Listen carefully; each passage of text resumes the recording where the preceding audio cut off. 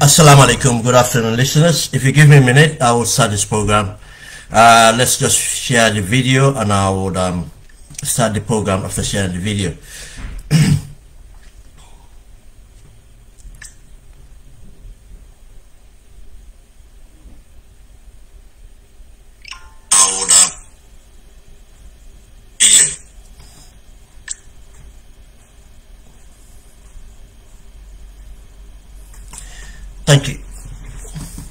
Thank you. Today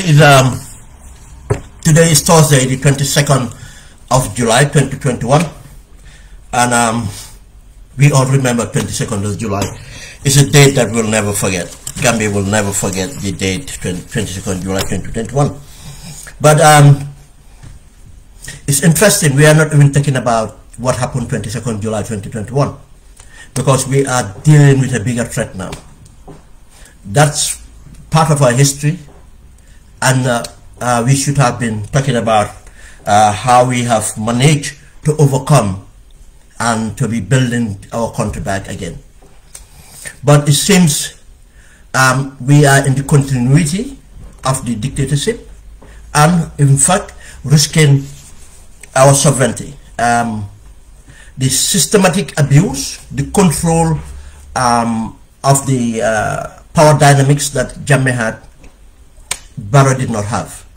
Now he in fact, as the executive who is supposed to be in charge, to be effective in delivering good governance, to ensure that we have a good transitional program, have actually failed us and become a risk to our national security. This is why we're having the program today.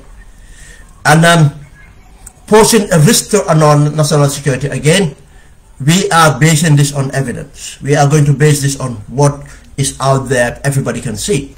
All we're doing is to put it under the microscope for Gambians to see it better and Gambians to realize the risk being posed.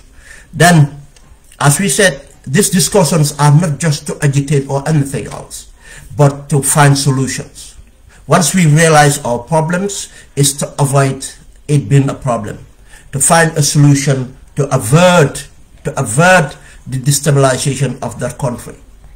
Because of, as I keep on emphasizing, Barrow would not, just as other dictators are or other failed leaders are, they will run and leave the country the way it is. The only time they get consumed The only time they get consumed is the time they got trapped, just as Samuel Doe was trapped. He played his cards, and it was too late for him to leave. He was trapped, as all the leaders who were trapped. But in this case, just as Blas Compaoré and other leaders, they would run and leave the chaos with us to deal with. Why should we allow that? Barrow would not even, I'll tell you, Barrow would not even join a convoy to go to the airport. Barrow would sit at the State House and ask for help to be airlifted with his family to be out of the country. We already experienced that in the impasse. That's the kind of leader we have. We have to accept that and understand this. And it's to our interest as Gambians to make sure we build this democracy. Let it be credible, to avoid any conflict and get out of it. Whoever wins, we continue to hold them accountable and go for another term and see what we can do. In the cases that the leaders, whether they've been corrupt or incompetent, but they were responsible to a level, they don't have fear to leave power.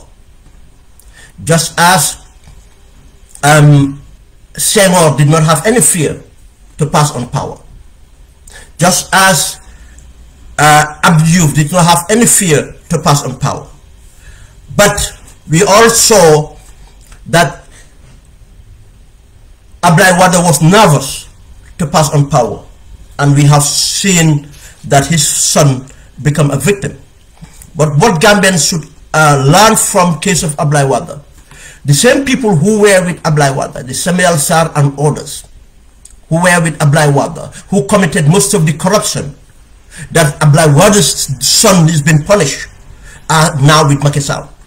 And they ensure they capture the government of Macky Sall, and they ensure that this government become one of the most terrible government Senegal have experienced, and I hope Senegal will ever experience. Now Macky Sall is nervous of leaving power, and as time goes on, he might keep on pushing the destruction button. And we have seen Macky Sall try to use the tribal card in Fouta and try to divide the government, marginalize the opposition, and went after the civil society. These are all strategies that they will use in order divide and rule to stay in power. Barrow is in the course of using the same strategy, and we are going to base it on evidence, and the evidence will be glaring for everybody to see that he's trying to apply Macky Sall's strategy. But in the sad part again is Barrow incapability and to even deliver on any strategy designed for him. And Gambians more sophisticated than Barrow around to support him for trying these strategies. But again, as I said, all we have to do is to contribute. The rest is on us. And I always emphasize the minority. In every country or society, you have minorities that influences what happens in that country. I hope the minority of Gambians, good Gambians, will influence the peace and stability that should happen in that country. And from there on, we will try and get through a change system. And that change system, we expect to have a transformation for the lives of our people. The change will come. Depends whether we will capitalize on the change to transform the lives of our people. The topic is about the state of affairs, evidence of Barrow posing national security. And this is both domestic and international. We all have witnessed the goodwill that came from the international community. The goodwill that came from the international community. The position that Gambia had, being member of the Commonwealth. Yeah, we've rejoined the Commonwealth, but we are traditionally member of the Commonwealth. The goodwill we have on United Kingdom coming out of Europe, that was a strategic, a goodwill that Gambia should have taken. And because of the British are looking again for partnership, based on their, English sovereignty rather than, or the British sovereignty rather than being among the EU. Now the EU too are looking at the same thing, to strategic partnership in order to avert the invasion of the Chinese or the Far East and other things. We are sitting in a strategic position now at the mouth of the Atlantic, or whatever you call that, on just across the Atlantic. You have the most advanced country, United States, and from on the right side of it, you have from the Canary Islands to Spain to United Kingdom to Portugal and everywhere else. You have the other most progressive nations. That's the United. That's Europe. Why are we in this state? Because of Adama Barrow fail, and that failure have posed a threat to our national security. Because again, your lack of economic strategies would be posing a risk to your sovereignty. Now, the dependency, we have seen our dependency to markets within the sub-region rather than producing for the sub-region and for ourselves. These are all things that could have been achieved in the short term. These are realistic things that can be achieved in short term. This is not a difficult. It's to deal with a market of 2 million people to provide for them for self-satisfaction. We could have produced the ships or ram, you call them, for Tabasco and everything sufficient that we don't need to, affordable, and farmers benefited from it. We could have produce enough rice, produce other cereals and other food stock that we need. We could have produced enough horticulture. We could have produced enough poultry. I am not even talking about the ocean. What have we done our ocean? All these things are achievable. Gambians that understand the Gambian economy. Before Gambia joined the world trade market, in most communities in the Gambia, they produce enough rice for themselves. And I tell you, communities within the Combos itself, Bakau part of it, most of the communities in Bakau, I don't say the entire communities in Bakau, were producing enough rice for themselves from the paddy fields they have around Kachikali. And horticulture, the same thing. They were not importing horticulture. They were not importing or eating imported rice. It was a shame for some families to eat imported rice. Where did we go wrong? Where did we go wrong? That's why we need leaders who are capable. That's why I said evidence is there. The conditions of Gambian standard of living is an evidence that Barrow have failed us, and that's a risk to national security. The evidence of the lack of job, the hopelessness on our youths is a fact, and it's a risk to our national security. These are glaring facts, and I can go on and give you more. We have seen the statement from the United European Union on restricting our visas because of Gambia cannot abide, or Gambia did not deal with the issue of repatriation. As again, any effective government, we had a golden opportunity to negotiate a kind of settlement, a repatriation settlement, a way and manner that Gambia could have complied with the international migration laws or whatever it is, or the bilateral agreements that are signed, and without creating problems for our country, and so make sure our citizens, when that are repatriated or to be repatriated, or some of them to be settled. Everything was based on leadership. That leadership completely failed. These are things that could have changed everything. That country could have been in better hands today, in better situation. The people could have been better filled. We have billions and billions and billions been raised, for nothing to be seen, evidently, that benefit the people. But we have seen the lives of people transform, the few transform to millionaires and billionaires within the short term. We have seen government ministers buying properties in Miami. Yes, Mamburenja and others, but not only properties they bought in Senegal. I'm talking about properties bought in Canada, properties bought in America. Barrow himself bought a property in Seattle during the time that his son was studying in Seattle. We know how the transaction was done. I hope the next government will follow through. But we know of managing directors presently serving Barrow who have bought properties for their children to live in while they study in Canada and other places. Where did they afford that?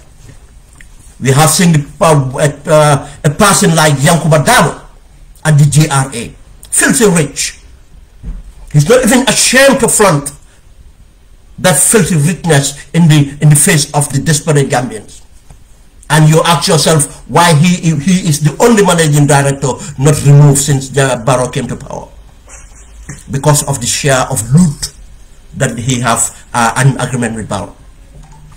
But these are the situations. Those are just, the threats, that have Barrow have posed to, to our national security. Not only that, we can move on to other threats. And the background of this, we have to build the background first.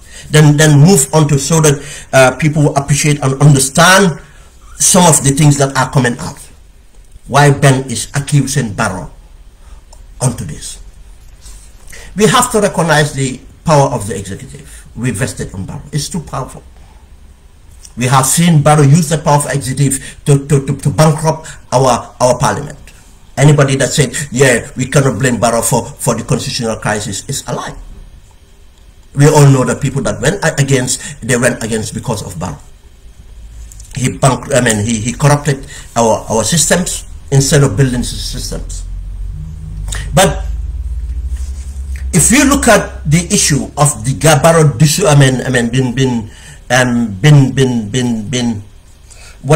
his thinking been corrupted.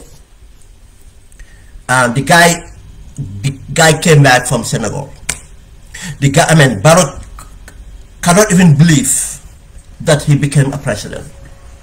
Yes, some people put it on beliefs to say that, loyal to Allah and so on. But we Gambians created that. We choose to do that. Let's not even go to the who to blame. Let's just accept that we Gambians did that. We elected Barrow. We have choice to elect other people. We did not. Yes. But let's just move on. We cannot just be holding back. Let's use the context to move forward. But Gambian did it on a good will. Gambian did it in expectation. And it was politics. That's why we should do our politics better. To always think of the end game, the final outcome, the greater good. This guy has said it. We have seen the evidence. He was nervous. He was weak. But the situation we face then, we did not even have time to evaluate Barrow. We just believe in the condition of that we are coming on the governance of share ownership. This was the point. But with all that, the guy went to Dakar and came back. We even accepted that for his life to be safe, it was important in order not to revert our gains.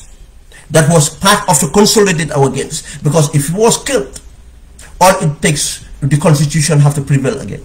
And what the constitution said, we have to return to elections.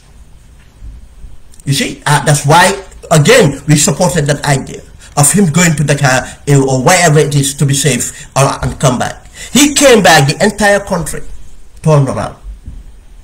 It was not partisancy, the entire country turned around to celebrate him, to welcome him back, as if he liberated us. And that got to his head. Now he believes he's marabouts, and he believes in anybody else who tell him that you are the person who did this. That's the problem with Barrow. His belief, his disillusion, he's believing these things. He's been said over and over again. He is consulting all these marabouts and they telling him this crap, and now he believes it. That he came and liberated. That's why Gambians appreciated, the Gambians celebrated him. And in the course of that, he has people around him. Very incompetent. You see, that's the problem. If you have incompetent people just telling you what you want to hear. That you are the best, you should do this, Gambian loves you, Gambian will love you, you are the incumbent, every incumbent have 30% or 40% advantage, you will win elections, you have this strategy, you have that strategy. And he believes in his own hype. And the greed in Barrow and everybody around him, this cabinet, he started stealing. He was lying when he said, no, it was not the interest to the nation to prosecute the people that are recommended at the Jammeh Committee. No, because he from day one, he picked these people up on board and to support him. We can tell you every appointment that Barrow made, how it came about. From Mambo Njai to any of those people. And that cabal they recreated from the APRC. It's a small Gambia. But all these things ensured one thing: the corruption continued, incompetency continued. He went on to appoint all these advisors. That was the only reason. That was the only reason he went on to the how to call it, to appoint these advisors for political reasons, thinking that these are the people to transform me. People who cannot even tell from left from a right, black to white. But he got trapped into this. Every strategy and everything they talked about failed. Now, it was too late for them to understand that nonsense of the incumbency have 30–40% advantage was crap.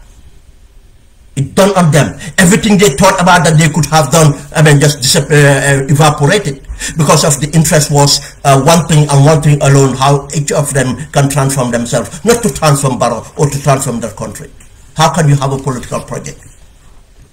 That political project failed because there's no structures, there's no capacity, there's no clear communication. All they have was financial resource, and that financial resource became toxic. And they all were, started to go on to each other. And they started to move from one client to another client. Any new client, they forget about the old client. This pushed Barrow to be desperate. The Ahmad Bah came and gone. Everybody else came and gone. Suku Singates came and gone. They're still there, but we don't hear them. Do you know why? It's all about money, and the money is not getting to them now. They don't care. Now they are looking at a way of getting out of Barrow. And don't be surprised.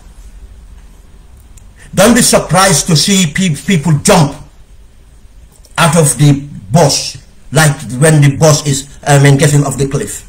That's what they're good of. They're all opportunists. Right now, his entire cabinet are looking at a strategy of how to save themselves after December. His civil service are talking to people, trying to save themselves after December, because that's all they do.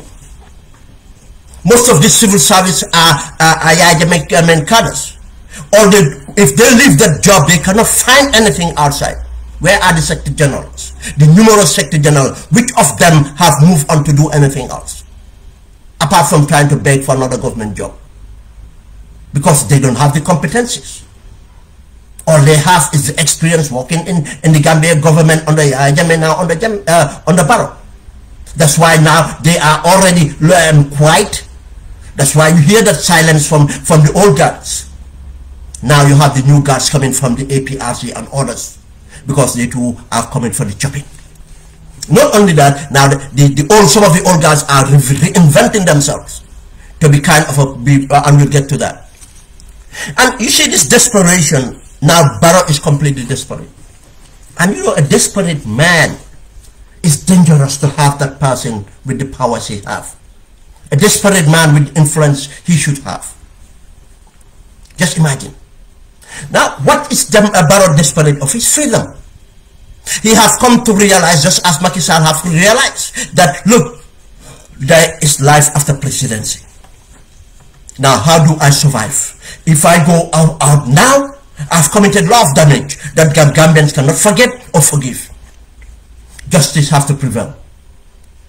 Yes, it's not on the human rights record, no, on the corruption that he have committed. One of the worst corruption that have ever happened actually in the terms of Jammeh and Barrow. And Barrow is breaking records, but just for being 4 years in government.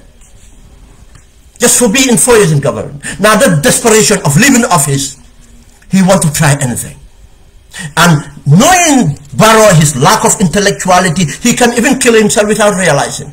And he has said that he'd rather die than lose elections. He said it himself. That was his inner being talking. That was not this Barrow head talking. His inner being coming out. Talk. Now he's desperate for freedom. He cannot negotiate the freedom. He doesn't know any way to do it. And he has to do anything possible in order to stay in power. Because that's the only thing that granted him freedom. That's what dictatorship is. That's what makes people dictators. Now he will disregard anything else. He will try everything. He is trying all these things and will go through them and explain why he's desperate. But again, what we are saying is, this is Gambia. And in the end of this program, I'll explain myself again. I'm not tired of explaining myself. Because I know Gambians are wondering, what does Ben want? As I put my hands, I don't want a job.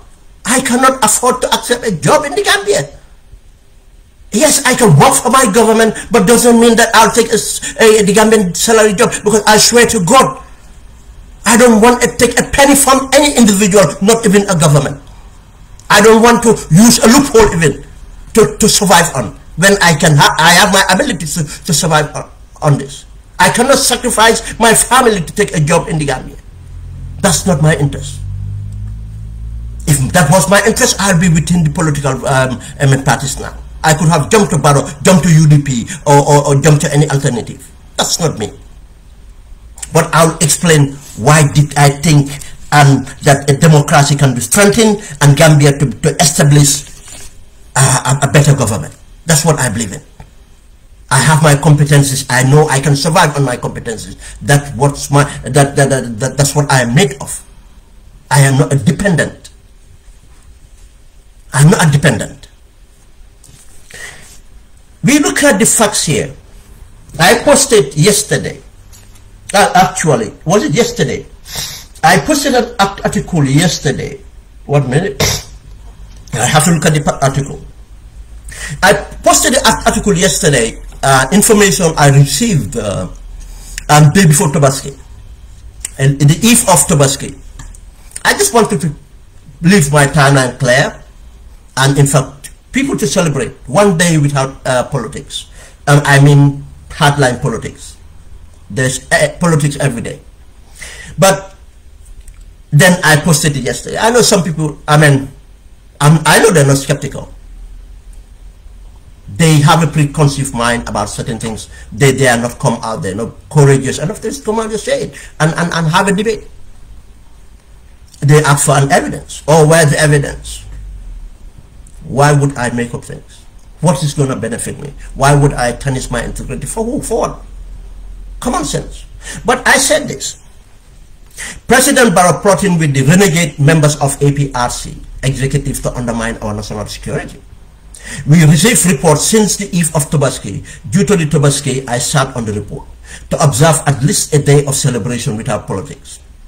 Barrow is encouraging the splinter executive members of the APRC, Rambo, Fabakari, Dudujab, to organize a demonstration on the 26th of July against the sentence of Yankuba Toure and undermine the submission of the TRRC report, which he promised them that he will not accept. That he will not accept the recommendations. I got this information, and people think. I know people think about how does he get this information? How got it get? Look, this is my profession. I have years ago. That's almost how much? Almost 30 years ago.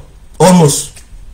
I can't count, but nearly 30 years ago, I was in Liberia as a young intelligence officer. I infiltrated very sophisticated networks. The Liberia unity government of Liberia, being a foreign country and everything, and got quality information that helped the ECOMIC, that helped Gambia government to shape its policy towards West Africa. That's what we do. Don't tell me how one can get information which is readily available everywhere else. Where are the secrets in that country? And with the opportunities on social media, unless you don't know where to look or how to look. But when we got this information, I did not run with it. I don't run with information. I do work with information before coming out. It might take 3 minutes, 10 minutes, 1 day, 2 days, depend what I'm looking for to verify the information and to move on. It was not enough. What the person gave us was not even enough. It was only a little. But dipping down, we got a background of it.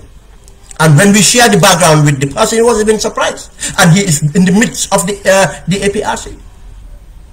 Just as when we do with government. They are surprised, how do we know? And send them panicking. But what is all this about? As I said, a splinter group. We all, when I talk about this splinter group, about look, if Barrow was to negotiate with Yaya Jammeh, the national executive would not have done that. I said that the national executive does not represent the interest of Yaya Jammeh. Yaya Jammeh used them to control his grassroots. Yaya Jammeh created the grassroots and hold on to the grassroots through a funny kind of executive. He controlled the executive. Yaya Jammeh has a network of more sophisticated people that advise him and that works with him. We know this before. Yaya Jammeh was not even using his government when he was doing things. That's why he was far ahead of the opposition. If Yaya Jammeh is negotiating on anything, we know the people in Gambians that he will contact, but we know other sources that he will rely on. Yaya Jammeh is not an amateur when it comes to that. It's not an amateur when it comes to that. That's why that was easy to tell you that the executive. You see, I deduct some of these things from what I know, not even whether they told me or not. You have to use your senses to get this. You have to know how these things operate, you understand it. The splinter group. And this splinter group are on one thing. Look, they are dependent on the state. Just as they depended on Yaya Jammeh, they want to depend on Adama Barrow. And these people have been receiving subvention from Adama Barrow for a long time. It's not today, it's not new. It's not today, it's not new. People that knew. Yaya Jammeh knew about this and Yaya Jammeh cut them off. Any of them that came out to say that they've been in contact with Yaya Jammeh, they're not telling the truth. They're not telling the truth. It would not have been this difficult. If we were with Yaya Jammeh, they would not have come out with contradicting messages. Yaya Jammeh using other means to communicate. I said to you, if Yaya Jammeh wants to go and have a negotiation with Barrow, he would do it directly with Barrow, and they did. They could not agree. Because Barrow cannot give Jammeh what he wants. And Jammeh knows that. Jammeh cannot fall for any trap. And for anybody to say that, yes, we trust Barrow. You see, I don't want to call their names to give them relevance, because I know what they do next, to go and make their audience and insult and so on. But those people we're talking about, we all know, going, yes, you can trust Barrow. That person knows he's lying. How can anyone ever trust Barrow in life? Not even his spouse. How can anybody say that I can trust Barrow on a negotiation? The person said it himself, not to be trusted. What he says is different from what he is going to do. And he has proven that many, many times. Go and ask Macky Sall. That's why I keep on telling people who used to attack Senegal, I said, be careful. You have to understand national interest. Senegal are looking after national interest. Don't think that Senegal will be fooled. You think that, why do you think but Macky Sall will love Barrow more than Senegalese interest? They will drop Barrow like a hot potato if their interest finishes with Barrow. And they will run for the next Gambia. That's why we hold our leaders accountable. They will run for the next leader. They are already. I'm not saying it's happening, but I know how sovereign countries work. They hedge their bets. They calculate. They do assessments, and they work on those intelligence and develop their national interests. That's why when we start jumping on insulting Senegal, we should be careful. It's more of a strategic interest than anything else, not love for anyone. These are the facts. These people now are out there, and Barrow is playing ball with them out of desperation. Now, Barrow has realized that he cannot have the APRC as they are. Now, but they're doing anything. These people coming to, that's what they promised him. But Yaya Jammeh resisting, holding back. Now, these people are in trouble. They cannot prove They cannot bring any evidence that they can bring the APRC support. Now they are going to devise that they plotted with Barrow, and if I say Barrow, I'm not saying that Barrow should sit at the plotting table, but people that represent Barrow, that Barrow would have to okay anything. Barrow would have to okay anything. The Alkali contest and others, they know each other. Alkali contest, Sidi Njai, I mean the SISDG. Yes, mainly these are the three. They have to plot these things, and Barrow have to approve them.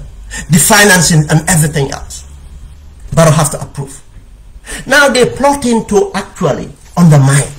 Just as Barrow undermined our reforms in the civil service because of politicization, our reforms in the armed forces because politicization, our reforms in the constitutional review because Barrow's interests. Now he want to go against the TRRC and our justice system.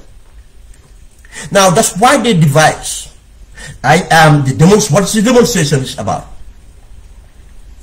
I said undermine the submission against the sentence of Yankuba Toure and undermine the submission of the TRRC report, which he promises them that he will not accept the recommendation. He already did the promise. Now, when I made this statement, it was new. And I had it a day before. That's how authentic the message was. But when I brought it yesterday, some people trying to put doubts on it. But today, I've not even bothered to read the link or go for the link. I've seen people share that Duduja have admitted that they have a permit, or they applied for a permit. They're going to demonstrate on the same date. I said the 26th, which is Monday, against a petition for against the sentencing of Yankuba Toure and others. Why do you petition? Why do you demonstrate to petition the president for something within the justice? Yankuba Toure have the right to appeal. Why can't they go for the right to appeal? Are they representing Yankuba Toure? They are even hijacking Yankuba Toure's case, and this is the same thing that dropped Yankuba Toure into what he did. What he sees himself today. When the case with Yankuba Toure arises, we all know that those people in the diaspora here, acting as lawyers, talking about the immunity clause and amnesty or whatever nonsense, encouraging Yankuba Toure, but today they turn around to say that no, Mandama Kohon will testify. That was a lie. But what people don't know, Yankuba Toure, President Yankuba Toure, Yaya Jammeh, and Edward Singate, and a lady was in the call. Because Yankuba Toure was with another lady. I don't want to call that lady this way. Yankuba Toure was on that call. That's how I know about that call existence. Was in that call. And Yaya Jammeh said to them, let nobody testify. Let's disregard this. Let's not that. And what's his call? Edward Singate said the same thing. And said, quote the law and nonsense, and they believed it. When that call finished, that lady, yes, came out. And we advised them to Yankuba, tell Yankuba not to be stupid. He's the one in that country. This is a plot. Jammeh will not testify. Jammeh would be dragged into a court of law. Jammeh will not volunteer anything because he knows that that's his guilt. He will try anything. But Yanks have an opportunity now. We know that Yanks was coopted into the coup. You know, most of the things that happened, Yanks committed the crimes. But this, if he testified, these are things that would take into consideration. And naturally too, as human beings, it's too good to tell the facts. It will help to liberate a lot of people. The sorrows from families and victims, for Gambia itself, it will help us to get to the justice quicker. This was my advice to Yanks, through intermediaries. We advise Yanks, does it make sense? You'll go down. Go through this. Give them everything that you have. Even things they don't have. This is the time to rebuild yourself. Because we did our, youthfulness together at the barracks. We know each other. But he is always the follower. He defied, and he was shocked when we had the when he heard that Edward is coming to testify. He was shocked. Again, just as they played him in many ways. This is the same reason they took Nkolo to his house, to get him to be an accomplice. And it was a council decision. It was a council decision. Most of the people in the diaspora here advise him not to testify because they don't want them to be implicated. That's why they have interest on this thing. They will tell you that man najika gene case Kurobi dul. So that's not the issue. You have a reason to conceal. There's something you concealing about the Ikoro. How it happened. Now they don't want the facts to come out. Then Yanks have to run for that. And Yanks was not after part of the APRC. He was kicked out of the APRC. Why is this an APRC issue? No. Saying that then you use Lee to get to Yaya Jammeh. A case for Yaya Jammeh has been made in thousands and numerous times. It's not made on one case. If the case of Yaya Jammeh was made on Koro case only, and I mean that's not the issue. It was made on numerous this thing. Why Young's conviction matters here? Conviction matters that not only Yaya Jammeh, but is part of the process of justice, and everybody that played a part in the Koro Sisso's killing and any other atrocity should be taken to the courts. That's what justice is. It's not about reparation only. This is where it is. But the desperation of Barrow, of not understanding the importance of not to undermine the integrity of justice. If people lose hope in justice, people take these laws into their hands. This is why I'm saying that the man is risking our national security. If people lose hope in the transitional justice system, people will take laws into their own hands. And we should be very careful not to go through this path. And our silence as political parties, our silence civil society, our silence as individuals is compulsory to accepting what Barrow is doing to the nation. This is how serious it is. It's not about politics, this is about justice. And every good Gambian should speak out at the level you can. Political parties have their platform, they should speak at the level of. You think political parties will do? No, because they think that talking about APRC would lose them the APRC vote. No. That's an insult to the APRC members. Go there, have the courage to tell the truth. Tell the people, the APRC cash holders, the truth. Yaya Jammeh is no more in the Gambian state of affairs apart from to face justice. Now, this is our program of action. How are you going to make their lives better? Be bold. Win the election under boldness. Not to be coward and say, oh, it's not political suicide. Why? You want to say that if you believe that what have happened is that hideous, is that a crime and everything, but you want to, these are things that we should consider. Where the fact lies, we should go out there and talk about it, not to be running around it. Not to be running around it. This is the situation now. They want to use Yankuba Toure on this. That's nothing to do with that. Yankuba Toure have the causes of the law. But Barrow is saying to them that, yes, do that. When you do these things, this will help. For Yaya to believe, Yaya is smarter than all of you. Yaya to believe that I will do something. Or I can do something, then I can forgive, I can pardon, promise and I'll pardon Yankuba Toure. Go ahead and pardon Yankuba Toure, and that will be less to Gambians. If Gambians would accept these things to happen, let Gambians accept it. But so I cannot do nothing more. Apart from to engage Gambians to realize what we are, this thing. If we let Barrow comfortable enough, and to use this pretext of the demonstration for APRC to say, to give them what they want, and not APRC for that matter. Let's clarify this. That's why I said the fringe. It's not a fringe, in fact. These are the renegades within the executive. Renegades within the executive.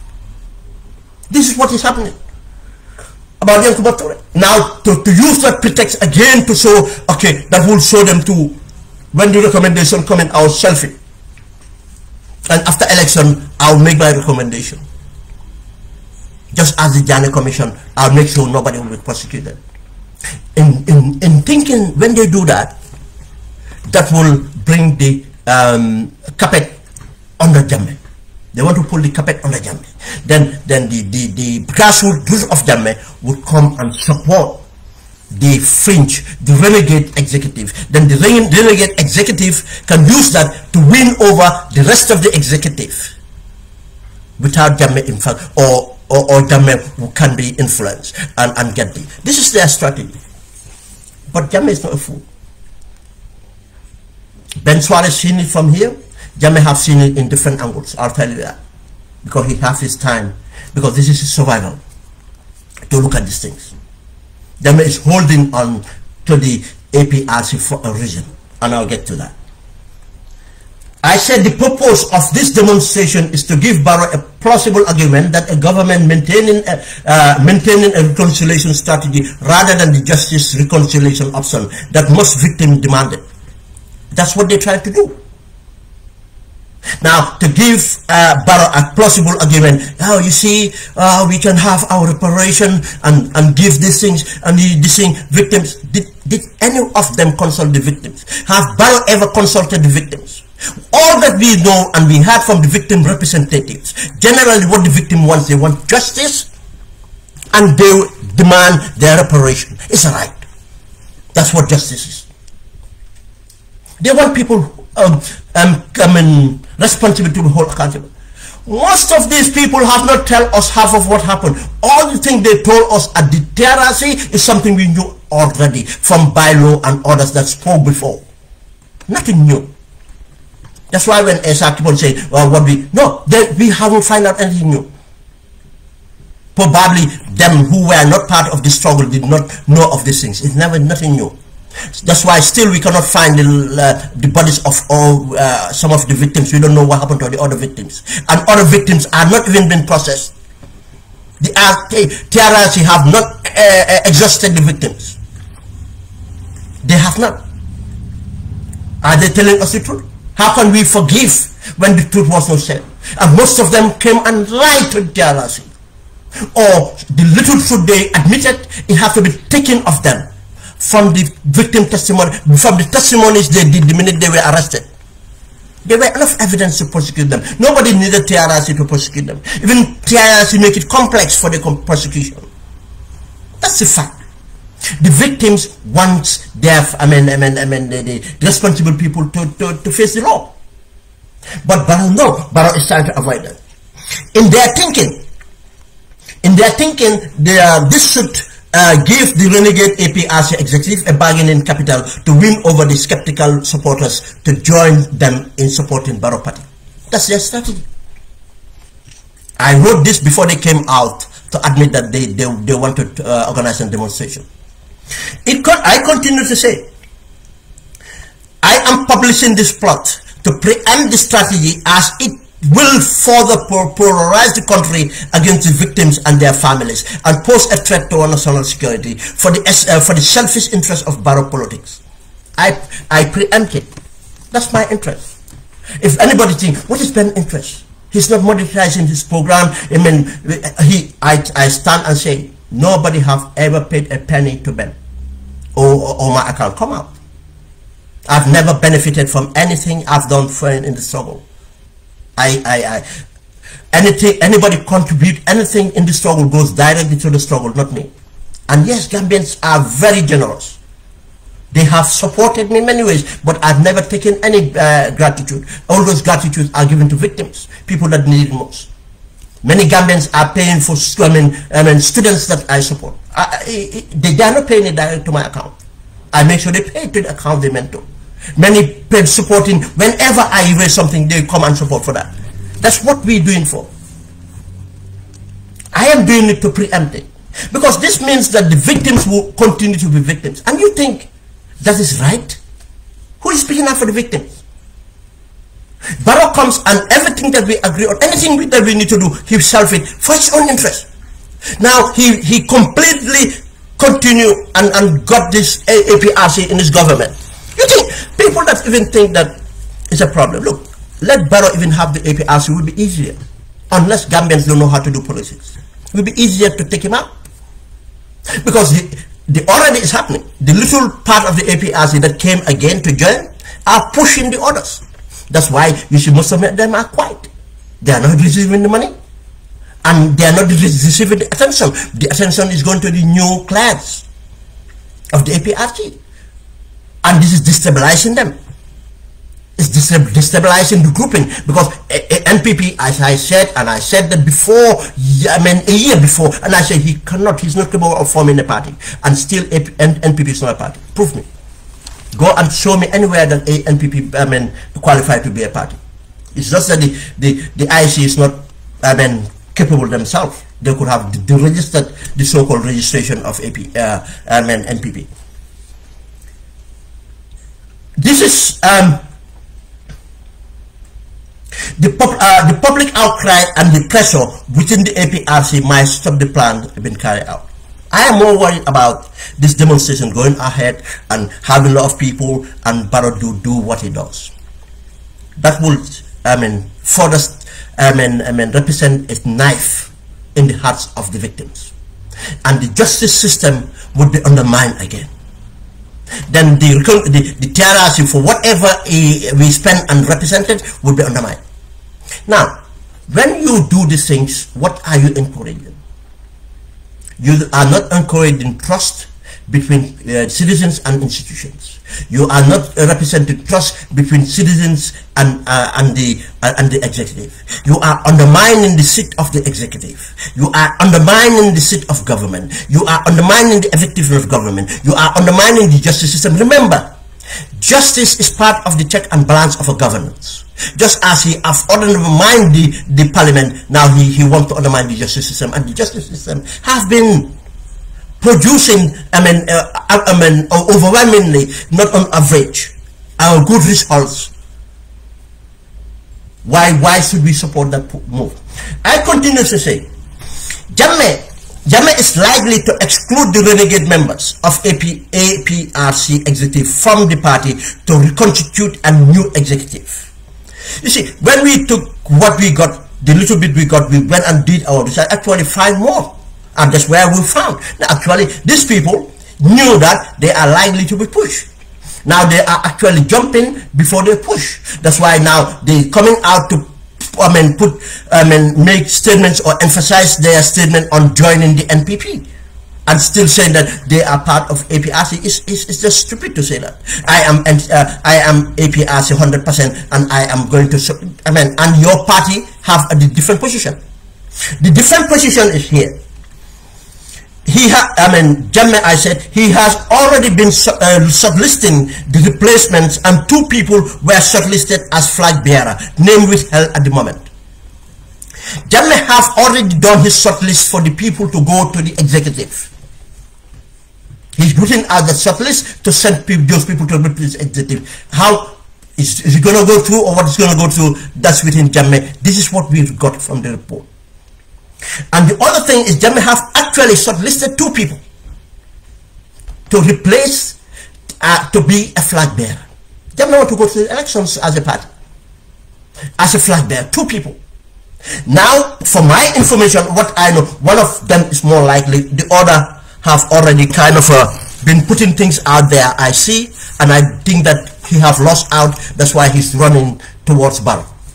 The other candidate, it seems as what his media post is saying, that he's running towards Barrow and he wants to join the Barrow. But this is what JGambia is working on. JGambia has already has all intentions to get his party to contest the coming elections, and he is likely to be in a coalition with at least 2 other new registered political parties, name withheld at the moment. Yes. Coming more clear, something that we knew before or thought about, but it's becoming more clear that there are 2 registered parties, new, that are likely to join JGambia as a coalition. And I am not going to name them first, because we're still waiting for some of the evidence to glue in. Then we can name them, because they can then come on and defend themselves. It's not right to name them now when we have not got that glued up. But this is the point. Don't think that JGambia is sitting down in Equatorial Guinea not doing his calculus. JGambia is doing his calculus well, and he's strategizing and he's positioning himself. The Gambia be warned Barrow is posing national security risk due to his desperation to hold on to power, as he has no hope of winning the elections, and that will be the end of his freedom due to the massive corruption he committed. This is what he's doing. And I'll tell you the reason. Jammeh believes that he can win an election with his party. That is his belief. That's his belief. Jammeh have a plan. And don't underestimate Jammeh. All Jammeh wants is meant for the parties to create more people to go and create more parties to divide the vote, and he hold on to certain amount of vote. But people that know, that's what he wants. People that know and do the calculus is impossible. But Jammeh thinks it's possible. But to tell you another thing is, thinking and knowing Barrow, Jammeh is doing as every dictator would have done. Jammeh is holding on a party. In every situation, you need to hold on to a ground. In negotiations, you need to have a ground. You need to hold a ground.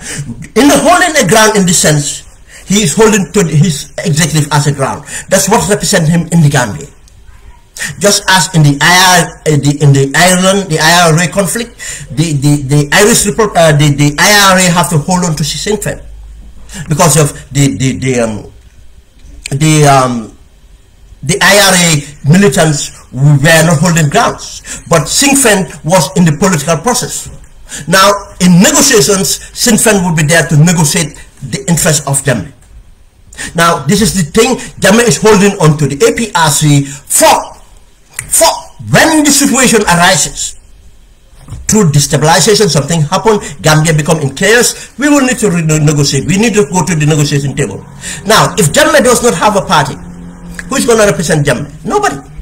Now, Jammeh will make sure he hold on to that party to represent him. That's why I said, I give many reasons why Jammeh would not go into coalition with anybody that will swallow him.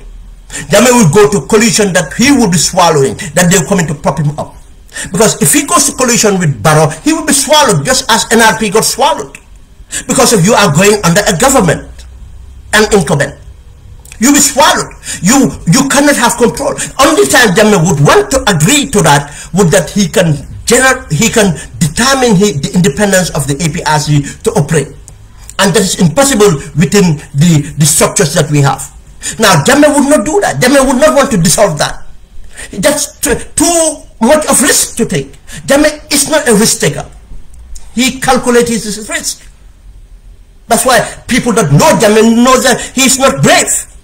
No, he is courageous when it comes to calculating his risk and taking them. This is the situation that developed. That was one of the points that I needed to talk about to explain why this demonstration and the background of this demonstration and how Barrow is actually causing the destabilization of the country by undermining the justice system, undermining the transitional justice system, undermining the confidence of what Gambians have. What's the essence of the Barrow's government?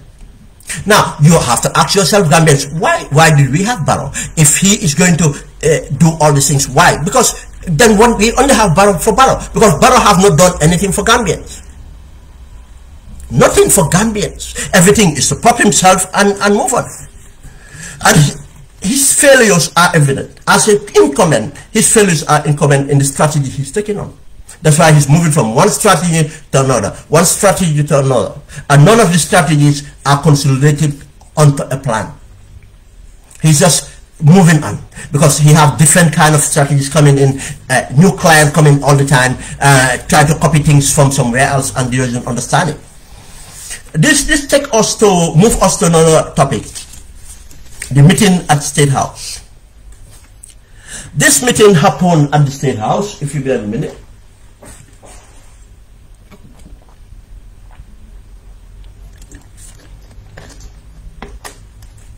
I beg your pardon, I'm just losing some of my buttons. It's quite warm in here.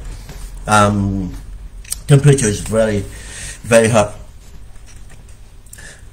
The issue here is, let's ask ourselves, why even have this meeting on the Tobaski?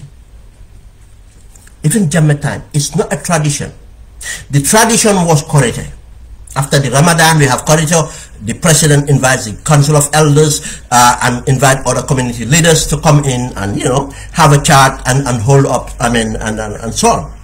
And in all those things should be something to consolidate on consolidation, on the peace, tranquility of the country. This is what we used to have.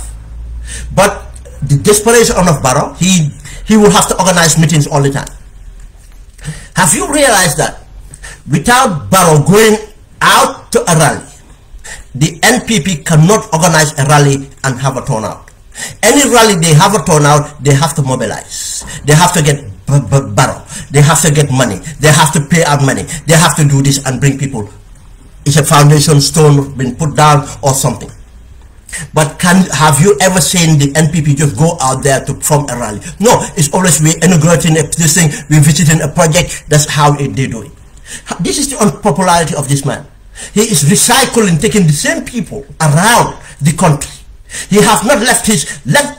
If anyone from NPP want to prove this right or wrong, let the NPP in Badibu, NPP in Bakau, NPP in Kombo, NPP in Fuladu, NPP in Basse, let them organize a meeting with Barrow and just call up the thing. Let it be not a music jamboree. Let them call up a meeting, and you see the turnout. They've been doing it. It's not working.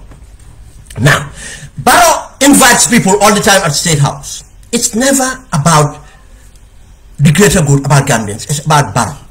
How to fix Barrow, how to entrench Barrow. He have never invited people for people to come out and tell him his concerns. These are your concerns as a community.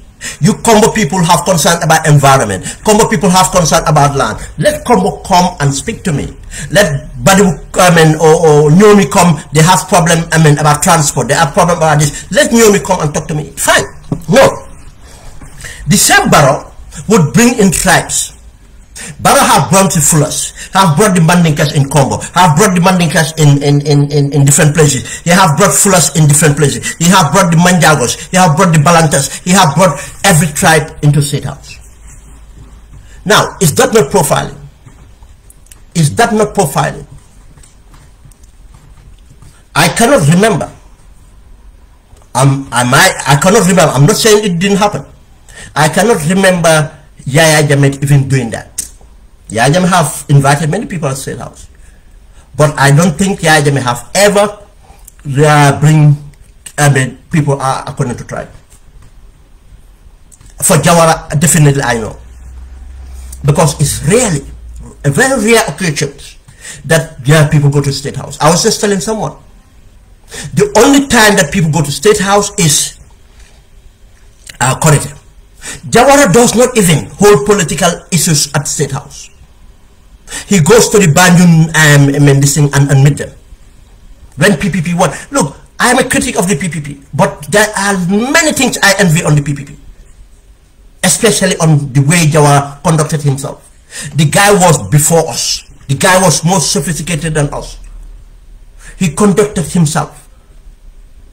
All the things were used to happen not within government premises, happen at the PPP bureau. I've never remembered anything of political being conducted. Now, Barrow did this thing, invited people. That's why he invited these people. Who are these people? I'm trying to identify them. What sort of group it is. To be candid, I just listen barely, because the audio was not that audible and my hearing is not that excellent anymore, and it's difficult to listen to Barrow because it's just annoying. I rather just read something that he's done than listen to him. It's just annoying. But I have picked up a lot of things he said, but I cannot tell who the group was. I think I recognize some cabinet members, Ibrahim Silla and others. I'm not sure, but I think I recognize cabinet members because of the mask. But I don't know what the group was made of, who they are. But it's interesting. He invited these people, and we have a security breach. The recording was done covertly. Someone was recording covertly. What device, I don't know. Whether a phone or a recording device. You can see the way the recording was going. That's why too the audio was fading. Now, the guy is so desperate, he is risking our national security. And the protocols that people have to go through in order to come to certain chambers of the State House. I mean, from the, if people have no security, from the outer coding to the inner coding, and to, even to inside the buildings would be a different protocol. Different protocol, different level of clearance you need, and in order to come to that thing. But just shows you how desperate this man is. This recording, this person, and as I said again, that we know, I know, many people around Barrow right now, even those who we are supporting, most of them are talking to people outside. But they are looking at way of jumping off that bus, because some of them it's very difficult for them to do, but they will do it. They are looking at it. I know of people that are in the civil service that are looking for their survivors. They are already talking to people, and these are opportunities. And that's why the crowd he brought in there, or the people he invited, one of them recorded it. Then the person is not in support of what was happening. The person have infiltrated them, and you see, that's why I said Barrow doesn't even know what's around him. You'll be surprised if you hear what some of these people around Barrow are saying to the people they trust. They're saying to people they trust about what is happening. What a government minister have said to someone. Yes, the government minister is not even confident to have his family in the country. He makes sure his family is not in the country. That's scary.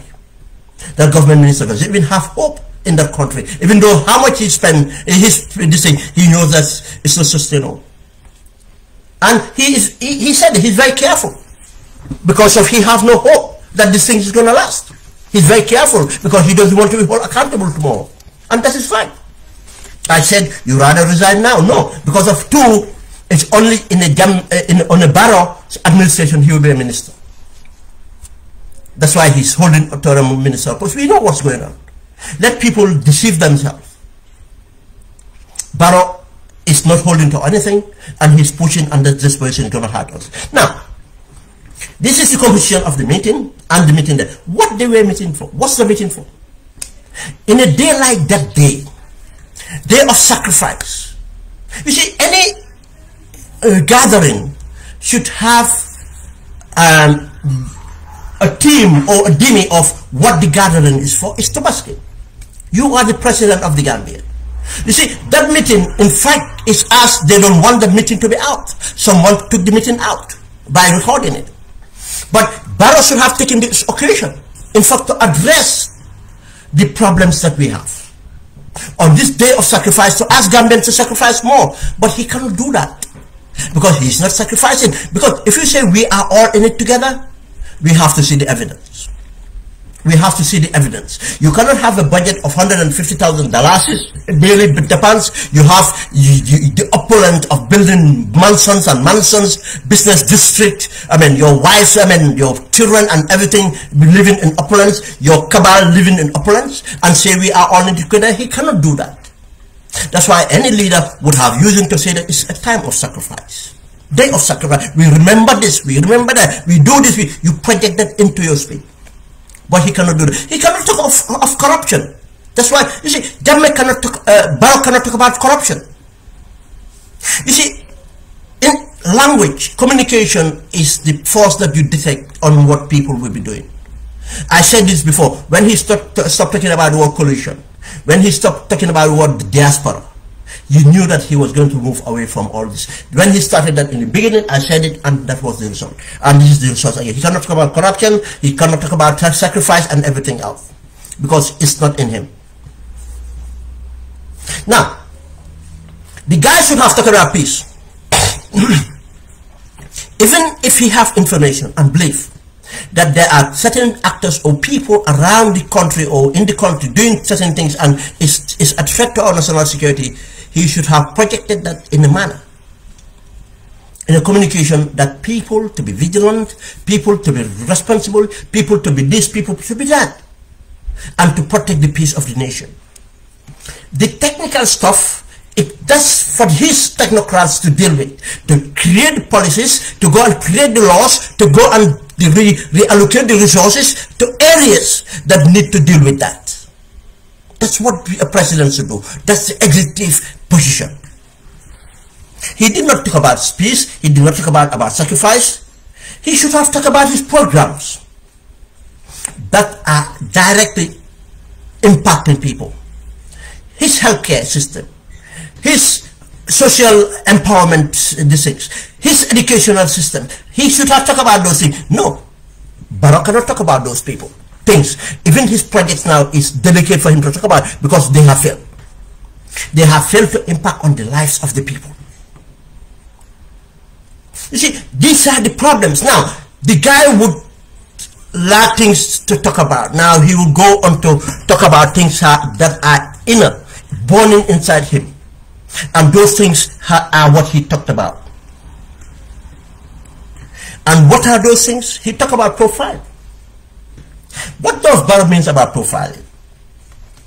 Profiling is a term used that institutions or people use to determine what the outcome of their suspicion.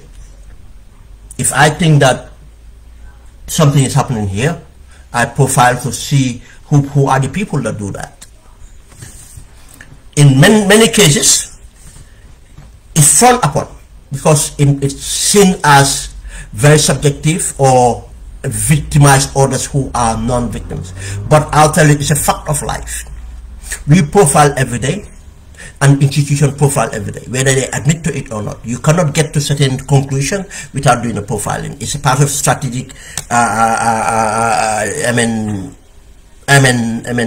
developing or doing things. You're part of planning. Profiling is part of planning. It's bad when it goes wrong.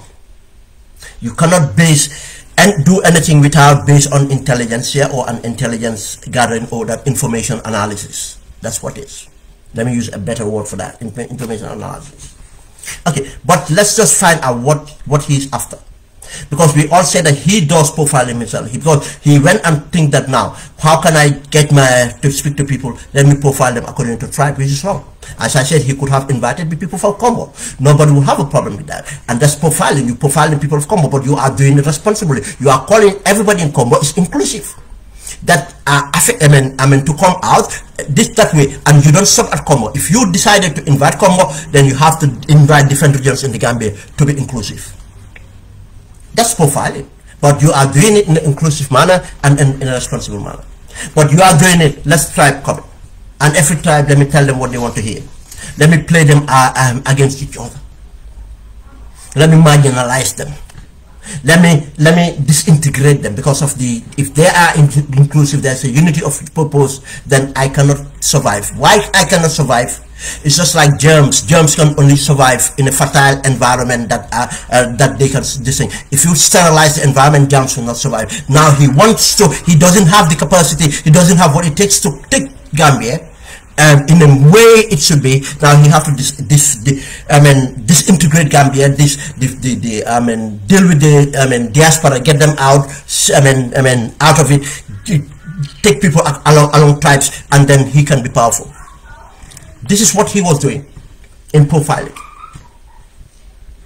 Now, what is he talking about now?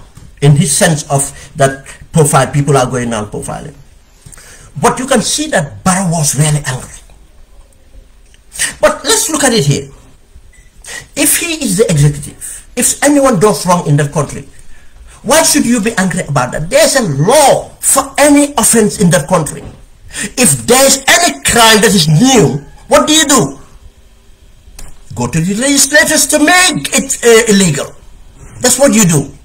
You don't go out there showing anger and in fact trying to create problems with that. No. That's what you do. You do it by policy. You do it by policy. You do it by law. You have to follow a due process. You don't sit there trying to shout out. No, I tell you why he's angry and he's shouting out. Because the problem is, we are stopping him from registering illegal voters. Yes, this is what is happening. That's why he's angry. Do you know why that is a fact? Profiling That's just starting. When profiling happens with the immigration, 2 years ago, 3 years ago, people that are affected. My families are affected. Do you know that? I am talking from position of strength. 2 years ago, 3 years ago, why Barrow have never shown anger that people are profiled by an institution under his government, and they are profiled, arrested, profiled, asked for residence permit, because of when they go looking, asking for residence permit, what they do? They look at the boutique people, boutique nar. Do they go to every shop? No. They use profiling to pick on the shops they go to. When they meet people, they look at people who are people they look like foolish, because they assume that their client, the people they're looking for, will be from Guinea-Conakry, and a sizable number of those people are foolish. Not everybody from Guinea-Conakry will be foolish, but sizable, and they look a certain way. It's profiling. All these things is wrong. What, did this government do anything about that? Have we ever been angry about that? Have we ever had noise about that? Why can't the government design a civilized program that every residence permit would be linked to something else, so that nobody can live in that country without going to regularize themselves? Why can't they link with their business permit and other things and others to do it in a civilized way? Then we don't have to profile people according to how they look. We don't have to profile people according to this, but we do it according to what the system tells us. We will have a system, a database that informs us. We analyze the database, a system analysis, and we know what we want. That's what government does. But no, it's not about that. He does not care about fullers. He doesn't care about dollars. He doesn't care about Sereres or anybody from Senegal, Guinea-Conakry, or anywhere else. It's all about Barrow. It's all about Barrow. Now, let us not fall for that trick. That's what they want us to fall for. The people holding him accountable as xenophobic or anything. Why does this problem arise? It arises because of the voter registration. And we have the evidence that it was going on. We have the evidence of them ferrying people from Senegal and other places to bring them to vote. That's the fact. Hey, nobody will say that I will hate my own people. But do you know, I'm a Gambian. I respect the laws of that country. When you say I'm patriotic, that's what it means. To respect the laws of that country, regardless who is after. Not to be played. Barrow cannot play us. Let's not allow Barrow to play us.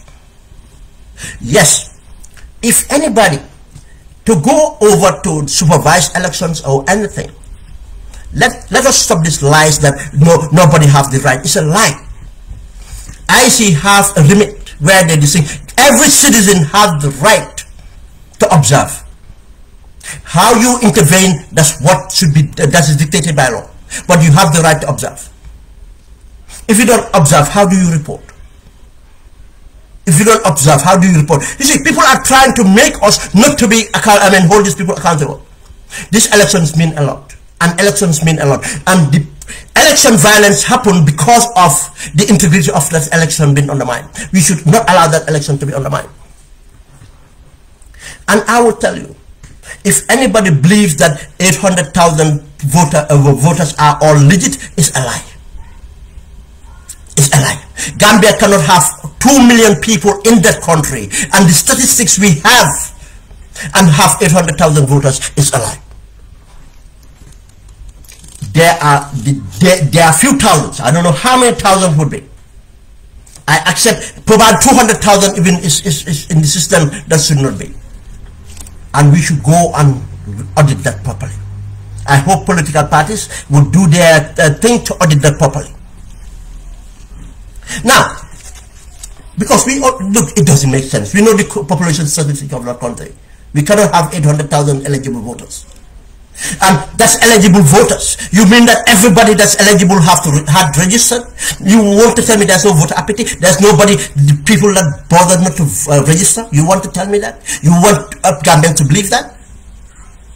That everybody that is eligible have registered? But all the these things are, would be discussed another time. But I'll tell you one thing that happened recently. GRA went on with their task force with immigration. Again, they went on profiling.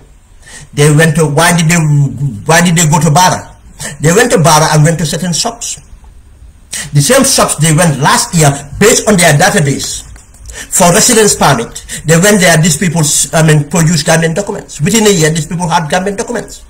Now they go and look at their revenue intake. You see, there are many ways to find the facts.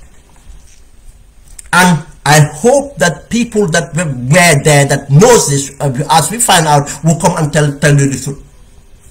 That they went and in Barra, in Basse, in many places, they went there and find the same people last year, 12 months ago, that played the residence permit, are telling them they are not going to pay now, or their permits the same because they are Gambians. How did they do that? You think, do you know the naturalization process? They have not naturalized. They managed to get hold of Gambian documents to get the voter cards. Would they vote for Barrow? That's another thing. Would we allow them to vote? That's another thing. Now, that's another area now Barrow is thinking of. Barrow have realized that he might have got some votes in. Now, he still wants to maintain those votes. He wants to justify a crackdown on people so that nobody would be vigilant. I am not encouraging anybody to take the laws into their own hands. But I said to do things within the frame of that law, to use the due process, to make sure we hold this election with integrity. If anybody hates you or what thing is done, that's your patriotic duty. If you're doing it on behalf of your political party, you're doing the right thing. If you do it as a private citizen or civil society, you do the right thing. But to be quiet or to attack people doing it, that's you should be questioned. You are accomplice to a crime then. And people would use every excuse. Don't be bothered by being labeled. That's what they want. To put the heat on you for you to step back. I have had all those, you know, even the lack of courage. They will not tell you. Just carry on. They will not tell you. And they will be engaging you. They engage me, but they will not tell me what they think of me. Whether I hate my tribe or hate my nonsense. Because they dare not tell me. What do? Do the right thing. This is not about tribe. Don't fall for that crap. It's about accountability. It's about our democracy. Hold on our democracy. This is what he's talking about, profiling. Where are the policies? Why not bring out policies? You have 4 years. You knew that full of footers were profiled from the residence permit. And other people are profiled on other things. Did you change any laws? Did you bring in any policies? How to collect revenue? Why are you concerned now? Because of its, benefiting you. Everything is about. He does not think about what it does to our country. That's why we should be very careful. We should respect the law. I'm not encouraging anyone to harass anybody to anything else. There is, we should know the law. When we go to do something, we should know our limitations and we apply it. But don't stand back. And I'll tell you, this election coming, the same thing. I'm encouraging Gambians to stand first. Let's make sure we do our audit. Once they produce the registration, go to your local registration and look at the names. If you find anyone you know that underage, point it out to people who are responsible. If you know that people are not supposed to be registered, point it out. People that live in villages, in towns should know each other. And that's the way we hold them accountable. But if those people, some of them, even this thing gone through undetected, advise them. Let's advise each other, just as they went to the Senegalese embassy to advise. Let's ask for an advice. It works. Let's advise our neighbors. It works. If you get your cards, don't even try and go to the polling station because we'll be vigilant. These elections mean a lot to Gambians. Tell them not to go. Make sure the announcement go every registration, pay for it. Let no one go and illegally vote. What's the problem with that? What's your problem with that? Is that harassment?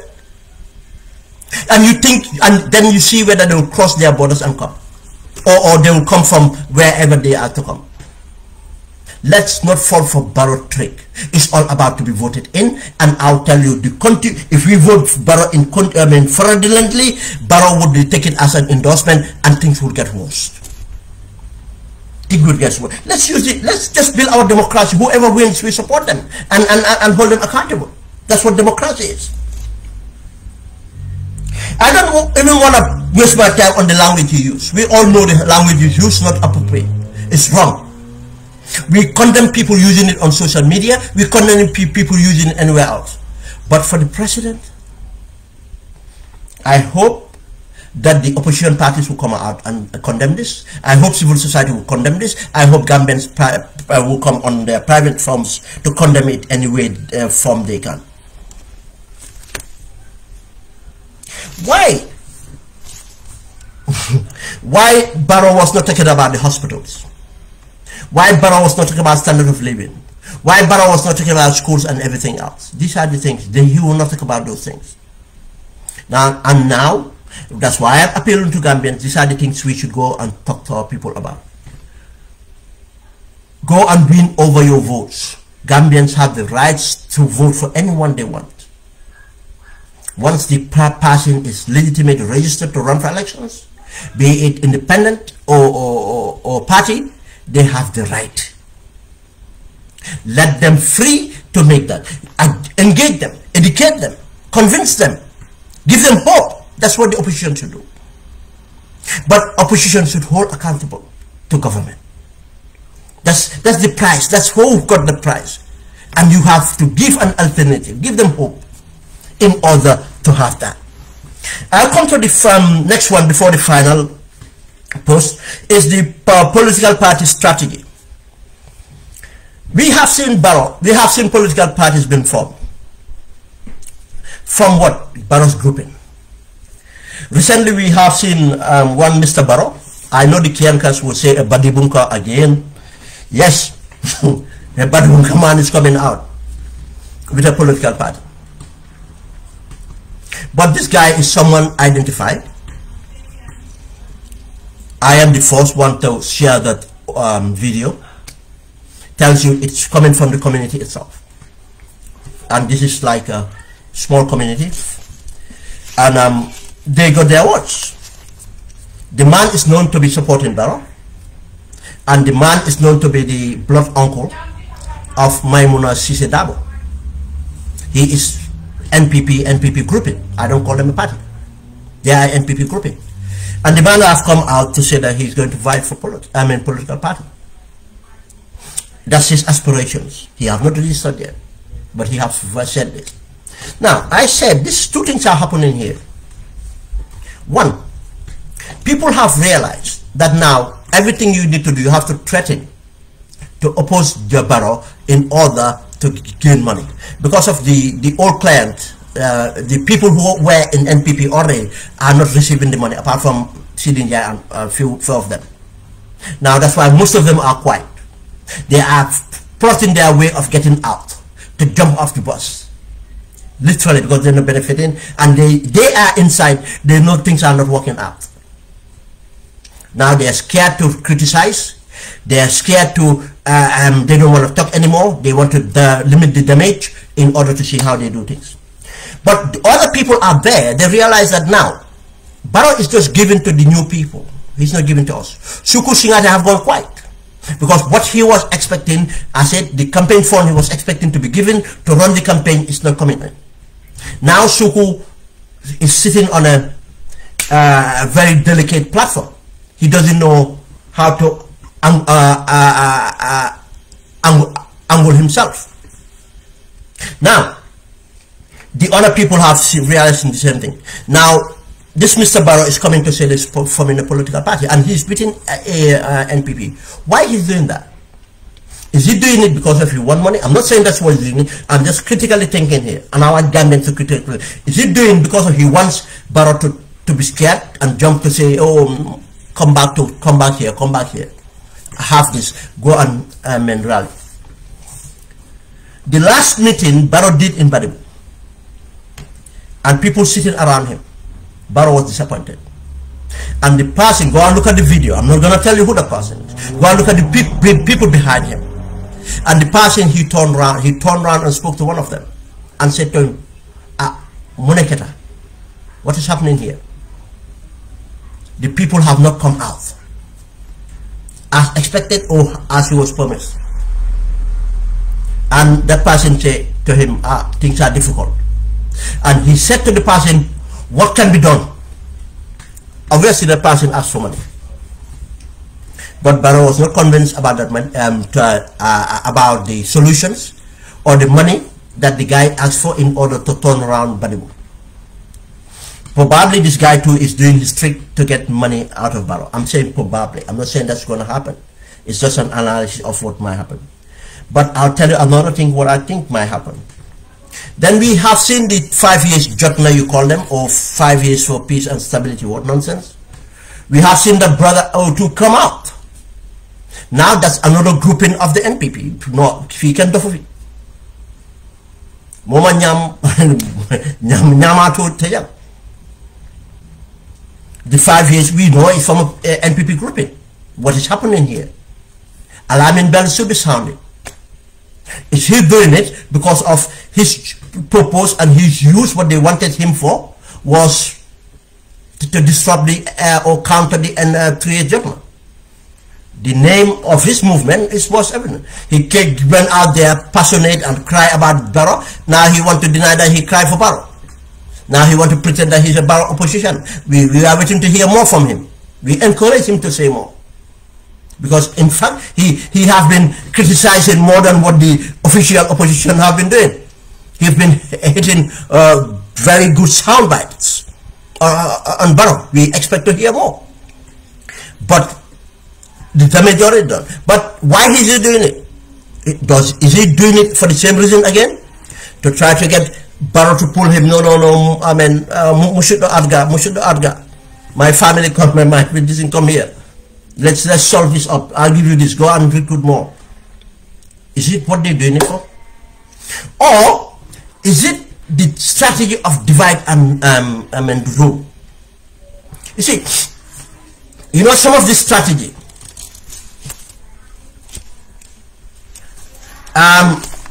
You see the strategy. Some of these people are looking at the strategy, say that, oh, Macky Sall did this, let's do it. They don't really know what Macky Sall did or not do, or how things happen. Macky Sall never had a political party. But yeah, Barrow, you can say never had a political party. But Macky Sall have recognized and strategized to form a grouping and hold on to the grouping as his party, as a movement. And what Macky Sall did is to recognize the opposition, the established opposition, and the new created parties. Then Macky Sall went out there and marginalized the established opposition parties. He went and took them and gave them jobs, marginalized them. The passive Sonko that he cannot do by giving him jobs, he went and take him on. Just as he went and attacked the civil society. Because of he cannot, the Yanamar, he cannot buy Yanamar. He could have bought Yanamar if those people were, could. He bought lots of civil societies to support him. And he went against, and he went on and just got some of the new parties that are dissing and brought them to be part of the mix. That's what he did. But Barrow is end up doing one thing. He is creating a party within his grouping. He's actually dividing, or they are dividing. If that's what's coming. If any of these people will go up and pay 500,000 for independent or 1 million for a party, know that it's from Barrow. No sane Gambian will give it to them, and they don't have it themselves to put.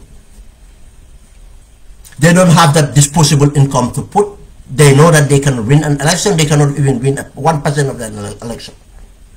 Then it must be the folly of Barrow to divide himself, because they don't know how to do it, thinking that this will help them.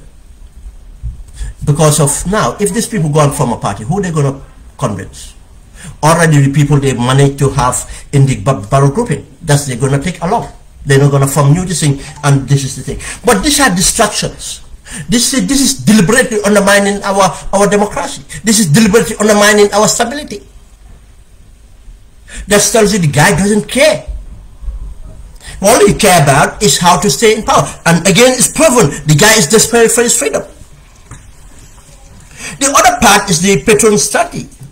I mean, I talked about that. New patrons all the time. New patron. Now you have the APRC fringe, not the fringe, the renegade APRC executive, because the APRC is still holding on the agenda. For whatever reason, they love him. They are with him. The other people have started moving. Other people are moved into other political parties. GDC, UDP, PRIS or other parties. They have started moving. They are citizens. They have the right. And go for them. That's what politics is.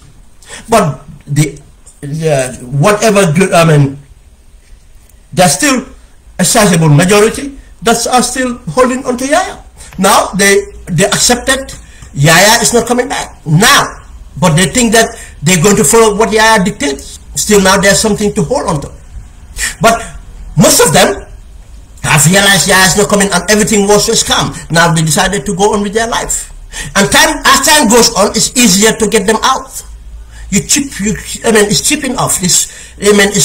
Cracks are appearing. Now, if you put a tissue and hammer it in, it will just go on and they will fall off and they'll go and join the parties. By the time of election, there will be no APRC. But Yaya can manage to still to hold on to something. Depending on what he is trying to do. He is trying to have a leadership put together again, a new executive put together, throw the people that he prefers as saboteurs to go, and he will reform his executive. He is trying to put a good candidate to be flag bearer, and according to what we understand, other parties are already lining up to be brought in. These are things that we don't know where it's going to end up, but these are things that we have to watch and evolve.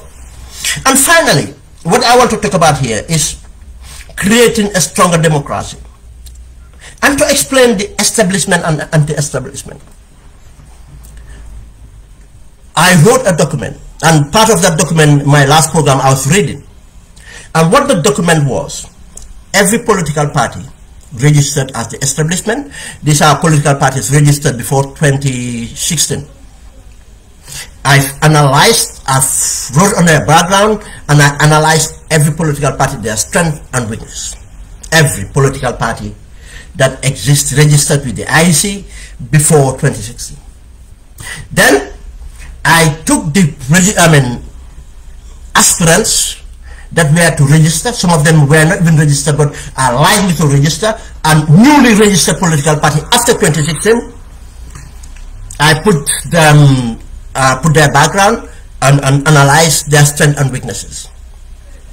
Now, and I looked at the situation, and I did a situation analysis of the country, be the socio-political situation of that country. In that form, I was looking for something. I was looking for how anti-establishment candidate or a movement can be formed or created or appear, how it can appear. It was an academic exercise for myself. But again, that's how I do. I have my academic exercise and put it on paper, because I cannot keep things on my head. I don't work for anybody. Now, if people approach me, I advise them based on sound analysis, because I have a document to prove. And I use that document strategically and share with people I have trust in, that they can consume and they will benefit, and then the greater good can be created. In my analysis, why is it important to recognize establishment and anti-establishment? Change. If you want to change an incumbency, it comes in two ways. An incumbency change from an established political party to win over is very difficult if the incumbent is effective. Or the other way of changing an incumbent is to form a movement or a candidate based on an anti-establishment, and that anti-establishment movement or candidate to win an election. My analysis and report was based on winning the elections. How this election is going to be won. And that's 2 years ago. And people that have the privilege to review this document asked, yeah, they are surprised that things are panned out exactly what I thought, or how I thought it would be. I've put on, so okay, if an establishment come in effectively and do this, this is the outcome. If not, this is going to be the outcome. And the reason that Barrow is not effective, that's what we have now. I'm not saying it's late, it's getting late, but Gambia is possible to form an anti-establishment. Gambia is possible to have a third way. And my preference would be Gambia to have a strong democracy where Barrow would not be a candidate. The establishment political parties will be. And you know what that means, that the UDP, GDCs, PRIs and others will be. Or those establishments, if one of them want to transform themselves to be an establishment and lead an anti-establishment movement, that's their work to do. They have to know how to do that. Yes, you can move from the establishment to come and form an anti-establishment movement and take over and win an action. It's possible. I'll explain. This is what democracy is. We use our minds to compete, to go out there, educate our people, and get them on board. That averts, any destabilization, averts any conflict. And what it does is it makes our democracy mature. And our democracy will be, results oriented, because informed voters would make informed decisions, and those informed decisions would be followed not only for the change but to transform. You don't go out there tell people they don't know. No, you go there engage people that you need to educate each other. Once you tell people they don't know, you have built in a barrier. In the art of intelligence, what they say, you win confidence in order to influence. In other words, in the dirty way of intelligence, what they tell you, you overwhelm the person in order to destabilize him. Overwhelm him and destabilize him. It's the same as winning the confidence of the person and influence them in a positive manner. Now, this is what should happen in a democracy. This is what I was expecting to see, where we have a very competitive democracy and elections, but not where we are reduced to, again, dealing with party, insults or divisions or strategies that are to inflame in order to get out. Kenya is holding on to that. Other countries are holding that. We had an opportunity to transition to do a change. But you know the Gambian syndrome again? People, everybody think that they have to be the change. Why do they have to be changed? They have to be the leader of a political party to bring about change. They have to have something worth them to be part of it. They don't want to do the heavy lifting. They don't want to believe in themselves and take the time and dedicate that time for Gambia. Anything they do, they want to see the results today and now. And if you have any other if you think differently like them, and thinking that, look, not matter where I am, be the geographical location or the position in the structures, what matters is if I am competent where I am, if I am most effective where I am, if I am more impactful where I am, that's what matters to me. I can contribute and the change to happen. The change doesn't have to be me. I have to be part of the change, but the change don't have to be me. What do? Everybody will run. You tell them. I can tell you there's no political party that's registered in this country or would likely to register in the country I didn't know of about the backgrounds or anything that goes on, because the consultations we have, but every time it's the same thing. You know that every consultation they do, and which is the beginning of everything, but that consultation too is measured into something, an outcome. They already have place an outcome, have a perceived an outcome, or they wanted an outcome, and they follow that. And they call it an internal democracy. No, they do everything to get what the outcome they want. And there where it comes. You will realize that we are easily moved because people boost our egos, massage our egos. How many times no Ben, I Ben you don't want empathy, I Ben you want a candidate, I Ben that's what they tell me. And I see people running, yeah man, yeah. That's people that I'm like, why do you think you want to make a president? Why don't you think that you want to make a part of the leadership to bring things? If you come out of that in the mix and everything else, you select fine, then that's your role. People have belief in you, you have belief in yourself, that's where you impact more, and you are there. But not to organize structures you have. Okay, let's organize the structures. Then structures you didn't bigger. Then you're on a param. And this is what is keep on happening. And they just get it. People will tell you, hey, you have the looks, you know, good, you are good looking, you are smart, you are lean, you are young. Is that the criteria? These are the problems we have. But I'll tell you a clear analysis, and that's why I am always on this. Because this is about national security. And that's what I am concerned on. That's why they're concerned on. We have to be very careful. Now, politics and everything is part of our national security. And that's what they are looking at. We am change. Change dina am. We like it or not dina am. And we can determine that change. Kinda. But to transform, it will take more. How we do the change will determine that we will transform really or not. If we do change for change's sake, we are just going to do the same. And in that process, it's not sustainable, something will give. And something that gives more destabilization might happen. What I am saying here now, why I keep on saying these things, let's take this issue seriously. We can be partisan. I'm saying political partisan anything. But when we look at things, let's use our lenses of the national interest. The national interest. Then it's not easy. President. It's not too late already. Some political parties have already registered to do the right thing. Let them find the forum to come together and new measures and bopa. Then just an analysis how to no hunted there. Nala only do muna am 5%. You see, we don't have that luxury then you're them first round, second round.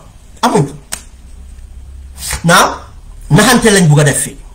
Kuneka buga portray something. But down the line, you jump them boka fena. That's not a good thing for us. That's just political opportunism. If so many real change, this is the now we walk together. Bro, mangi on air, now I'll call later. Okay. This is the now we walk together. So now I'm a genuine political party, then a meaningful change. Call the other political parties you think I'm got something in common. Yen talk yen wata. Yen hall ne yen yip. I'm yen send 5%, 10%, 15% margins or 2%, 3%. And put it on the table. What do you want? You want the change. You want to determine the change in order to and put everything on the table for that change to happen. And you go out there and you see, there is, as I said, winning of confidence and influence will come into it again. You'll be surprised now.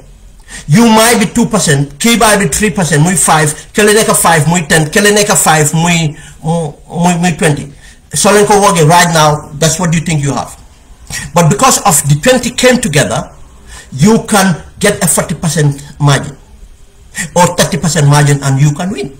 It's first past the post.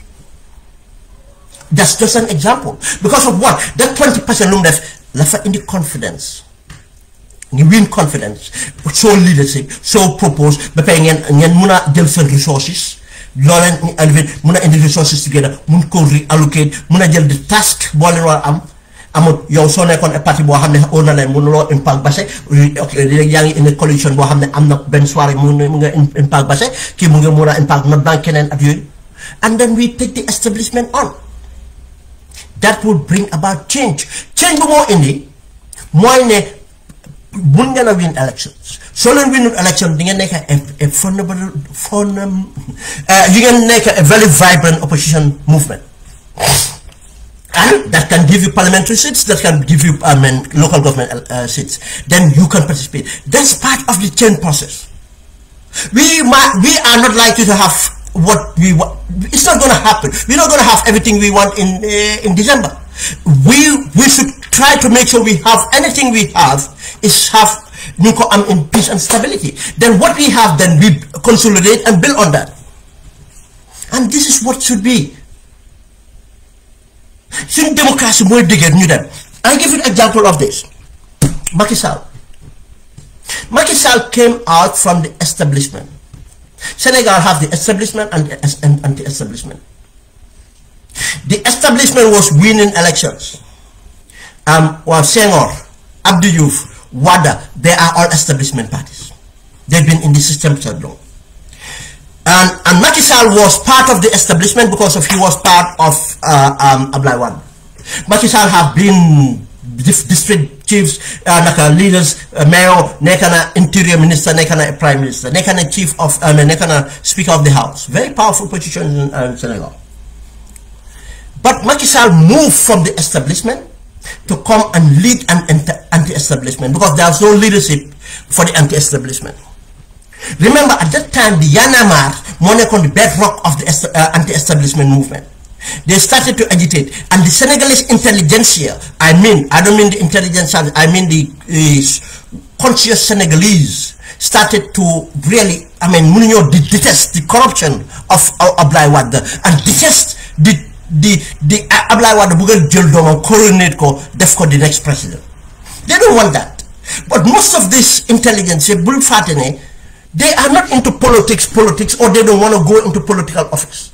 They want to energize and form and support. The Gambia, if you manage to build to build that leadership, what happened when this intelligentsia you benefit from? Gambia have an intelligentsia. Just as when the 2016 come out, you see a Gambian intelligentsia came out from many areas and make sure 2016 happen. We use resource and other forms.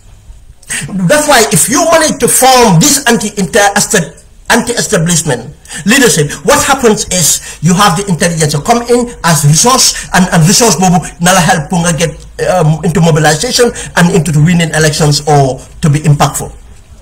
Macky Sall did that. When Macky Sall, I cannot go to details because I know some details I cannot share about Macky Sall's background, how he built his party, nakala forming up the party. You will not believe that the guy does not even have the belief in himself to form a political party. He was frustrated. He just wanted to be part of things. I don't know. People take on. Look, you're gonna lead this and you're gonna win that.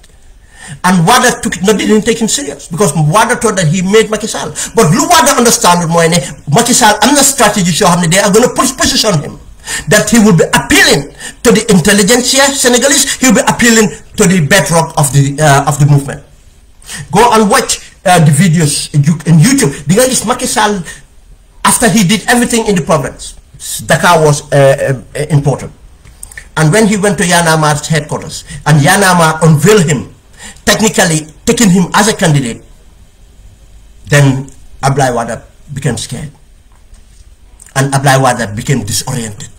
Ablaye Wade started to attack rather than going into the offensive of giving hope to Senegalese people. Now, Lumdef Moy, the narrative change, Ablaye Wade started to follow onto the footsteps of Macky. Macky determined the narrative and more Moneka behind the deal with the narrative. The game of debunk and destabilize himself. Senegal came to, that's how Macky Sall came in and had a lead on the opposition. Now, again, you remember in the Gambia I said we don't have the luxury of second round. You know, again, what tells you because of that leadership and the intelligence here, In the second round, those political parties that came on and who do the political parties that contested and came on and support Macky Sall to go against Abdoulaye Wade, they could have gone and supported Abdoulaye Wade.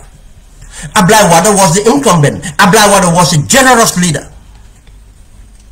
They could have gone. Abdoulaye Wade would have sat with these people, try to convince them to come and support him because he wanted their vote. He wanted their endorsement to win the elections. But they refused and they went and supported Macky Sall. Gambia, why am I saying this?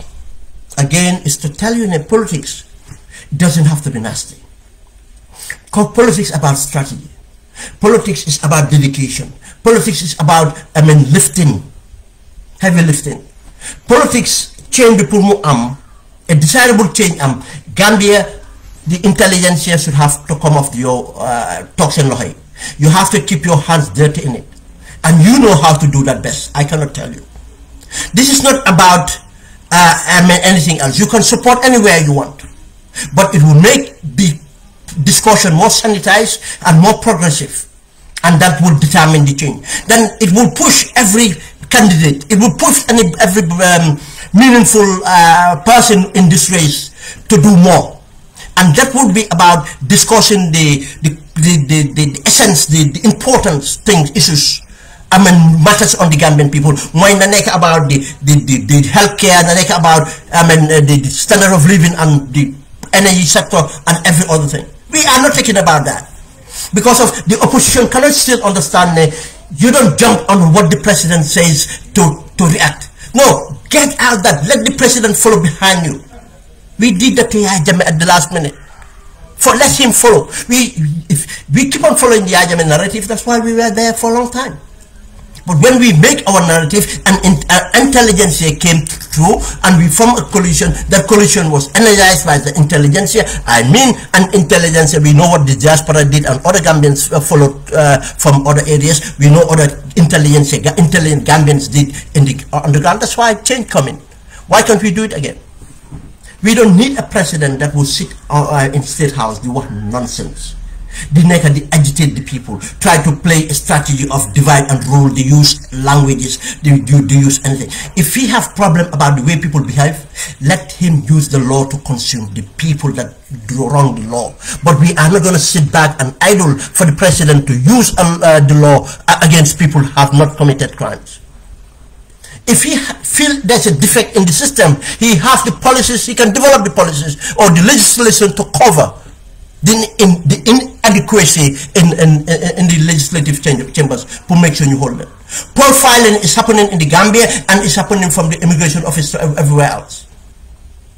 Let's fix that thing. We can have a mechanism that people pay their bills and permits and everything else without being profiled or being searched or going down looking for them in their comfort zones or whatever else. Thank you very much, guys. It's been a long one, 2 hours almost, and it's very warm in here.